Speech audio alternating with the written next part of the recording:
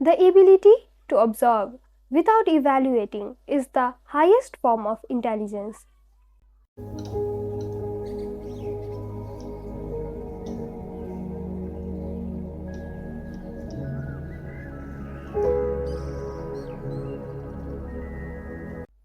नमस्कार, हामीले holistic लिभिङको various एप्रोचेसहरूको बारेमा कुरा गऱ्यौँ र त्यही कारणले हामीले हाम्रो वर्कसपमा पनि डिफ्रेन्ट डेजमा डिफ्रेन्ट एप्रोचेसहरूले ट्याकल गर्न गइरहेको छौँ। हाम्रो स्टोरी र मिसनवाला भिडियोमा सेयर गरेको जस्तै हाम्रो मेन प्रब्लम सोसाइटीमा हामीले अब्जर्भ गरेको चाहिँ ल्याक अफ अवेरनेस र ल्याक अफ अमेन्डमेन्ट थियो। त्यसमा नि ल्याक अफ अमेन्डमेन्ट चाहिँ एकदमै ठुलो प्रब्लम देखिएको थियो र यही कुरालाई ट्याकल गर्नलाई चाहिँ हामीले आजको डे वा सन्डे चाहिँ चुज गरेको छौँ। आजको दिन हामी के गर्नेवाला छौँ भने एभ्री विक एउटा च्यालेन्ज चाहिँ हजुरहरूलाई प्रेजेन्ट गर्नेवाला छौँ। यस्तो च्यालेन्ज होइन जुन चाहिँ हजुरहरूको हेल्थको लागि वेलबिङको लागि एकदमै फ्रुटफुल हुनेवाला छ, त्यस्तो च्यालेन्जेसहरू चाहिँ प्रेजेन्ट गर्नेवाला छौँ। र साथसाथै यो च्यालेन्जेसहरू चाहिँ एकदमै सिम्पल हुनेवाला छन्। हामी सबैले आफ्नै घरमा बसेर गर्ने खालके च्यालेन्जहरू हुनेवाला छन्। सो एभ्री विक चाहिँ हामीले एउटा नयाँ च्यालेन्ज चाहिँ फलो गर्नुपर्नेवाला हुन्छ र हामीले ग्याप एनालाइसिस गर्दा अब्जर्भ गरेको मेन प्रब्लम जुन थियो ल्याक अफ अमेन्डमेन्ट थियो होइन, त्यही कुरालाई ट्याकल गर्नलाई चाहिँ हामीले यो च्यालेन्जहरू प्रेजेन्ट गर्न गइरहेका छौँ।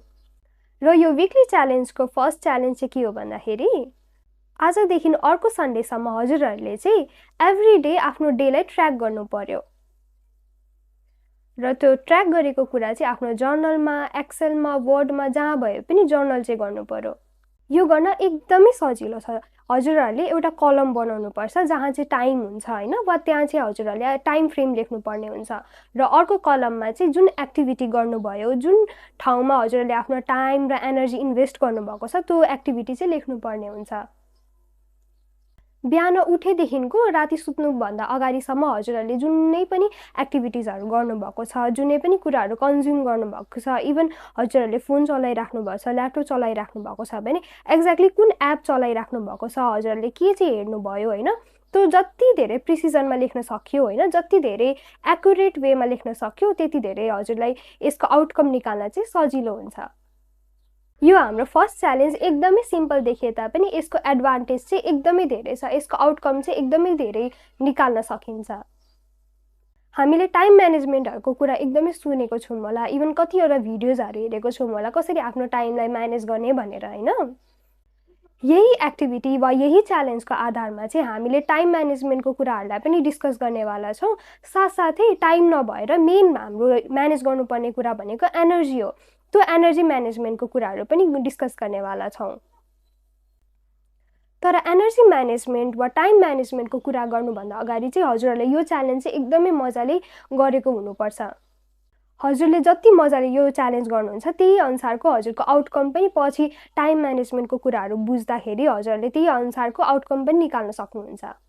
हजुरहरूकै भ्याल्युज होइन, हजुरहरूको एक्चुअल लाइफस्टाइल, हजुरहरूले प्र्याक्टिकल वेमा चाहिँ कसरी टाइम र एनर्जीलाई म्यानेज गर्ने त्यो कुराहरूको बेसिस बुझेर होइन, रुट कजदेखि नै बुझेर अनि चाहिँ प्रपर वेमा वा इफिसियन्ट वेमा चाहिँ आफ्नो टाइम र आफ्नो एनर्जी म्यानेज गर्न सक्नुहुन्छ।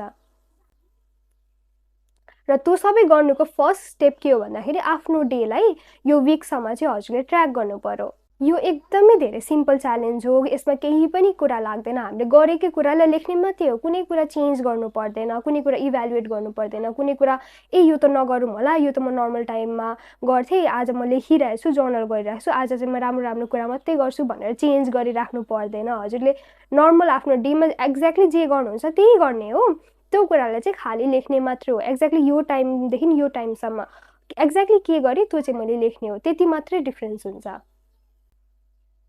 र फाइनली यो च्यालेन्जलाई वा यो स्टेपलाई चाहिँ होइन कसरी अगाडि गएर यसको आउटकम निकाल्ने त्यसको बारेमा चाहिँ हामीले अगाडि हेरेको भिडियोजहरूमा डिस्कस गर्नेवाला छौँ र आशा छ हजुरहरूले यो च्यालेन्ज फुलफिल गर्नुहुनेवाला छ। धन्यवाद।